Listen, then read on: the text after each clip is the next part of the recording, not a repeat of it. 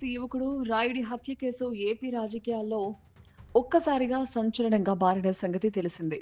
పైగా ఈ కేసులో రోజుకో మలుపు తెర మీదకొస్తుందని రాజకీయ వర్గాలంటున్నాయి. ఈ నేపథ్యంలోనే జనసేనను టార్గెట్ గా చేసుకుని వైసీపీ సోషల్ మీడియా రంగంలోకి దిగింది. బ్యాక్గ్రౌండ్ స్కోర్స్ వేస్తూ గతంలో పవన్ ప్రసంగాలు వెలికితీస్తూ సోషల్ మీడియాలో రెచ్చిపోతుంది. దీంతో సోషల్ మీడియా అంతా జనసేన నేత కోట వినూత పవన్ పై ట్రోలింగ్స్ కనిపిస్తున్నాయి. ఇక వైసీపీకి కౌంటర్ గా జనసేన సోషల్ మీడియా సిద్ధమైంది. ఇందులో భాగంగానే వైసీపీ మాజీ ఎమ్మెల్సీ అనంతబాబు వ్యవహారాన్ని తెరపైకి తెచ్చింది. సొంత డ్రైవర్ ను హత్య చేసి డోర్ డెలివరీ చేసిన మీరా మాకు చెప్పేదంటూ విరుచుకుపడుతుంది. పార్టీ నిండా నిందితుల్ని పెట్టుకుని మీరు నీతులు చెప్పడం తగదని చురకలంటిస్తున్నారు.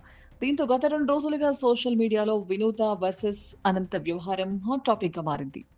అయితే ఇప్పటికే వినూతపై జనసేన అధిష్టానం చర్యలు తీసుకుంది.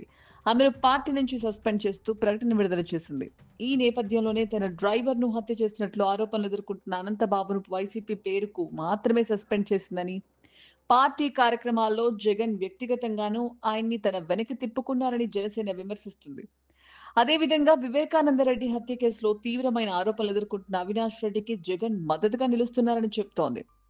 ఇక చెన్నై కూవం నది వద్ద ఇటీవల ఓ యువకుడి మృతదేహాన్ని పోలీసులు గుర్తించారు. ఈ కేసులో తిరుపతి జిల్లా శ్రీకాళహస్తి జనసేన పార్టీ ఇన్ఛార్జి వినూత కోట సహా 5గురిని పోలీసులు అరెస్టు చేశారు.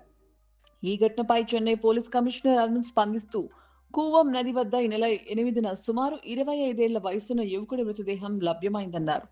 మృతుని ఒంటిపై గాయాలుండడంతో హత్య కోణంలో దర్యాప్తు చేపట్టినట్లు వెల్లడించారు. ఈ నేపథ్యంలోనే మృతుడు శ్రీకాళహస్తి మండలం బొక్కసంపాలెం గ్రామానికి చెందిన శ్రీనివాసులుగా తేల్చిందని అన్నారు.